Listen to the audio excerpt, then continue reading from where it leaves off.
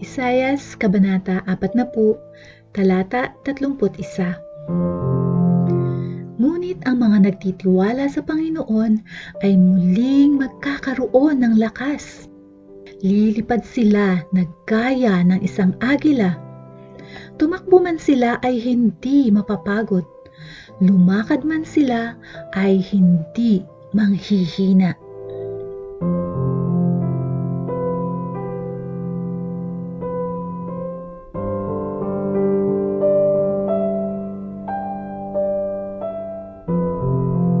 Salmo, Kabanata 103, Talata 2 hanggang 5. Pupurihin ko ang Panginoon at hindi kalilimutan ang kanyang kabutihan. Pinatatawad niya ang lahat kong kasalanan at pinagagaling ang lahat kong karamdaman. Iniligtas niya ako sa kapahamakan at pinagpapala ng kanyang pag-ibig at habag. Pinagkakalooban niya ako ng mga mabubuting bagay habang ako'y nabubuhay. Kaya ako'y parang nasa aking kabataan at malakas tulad ng agila.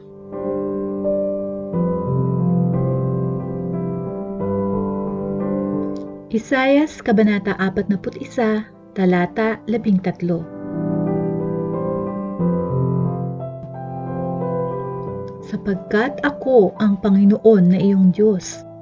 Ako ang nagpapalakas sa iyo at nagsasabing, huwag kang matatakot dahil tutulungan kita.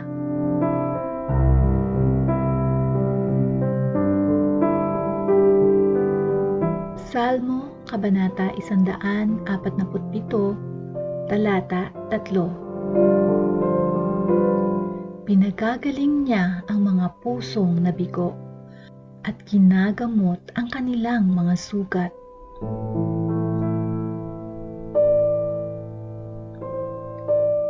Unang Pedro, Kabanata 2, Talata 24. Si Kristo ang umako sa mga kasalanan natin nang ipako siya sa krus, para iwanan na natin ang buhay na makasalanan at mamuhay ng matuwid. Dahil sa mga sugat niya, gumaling tayo.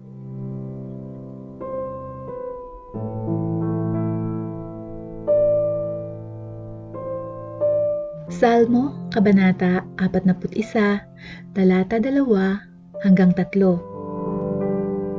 Ipagtatanggol siya ng Panginoon at iingatan ang kanyang buhay.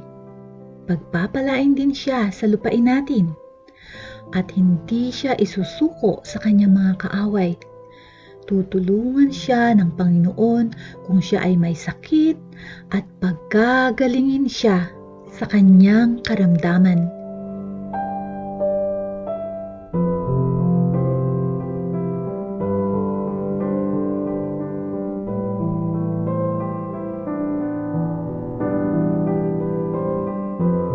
Isayas, Kabanata 38, Talata 16 hanggang 17. Panginoon, sa ginawa niyo pong ito, mapapalakas niyo ang loob ng tao. At ako mismo, napalakas niyo. Pinagaling niyo ako at pinayagan pang mabuhay. Totoong ang mga kahirapang aking tiniis ay para rin sa aking kabutihan. Dahil sa pag-ibig niyo, iniligtas niyo ako sa kapahamakan at pinatawad niyo ang aking mga kasalanan.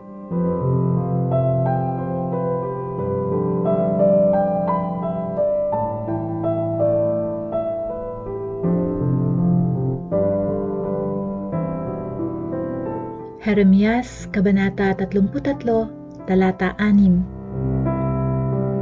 Pero darating ang araw na pagagalingin ko ang lungsod na ito at ang mga mamamayan nito, at mamumuhay silang may kaunlaran at kapayapaan.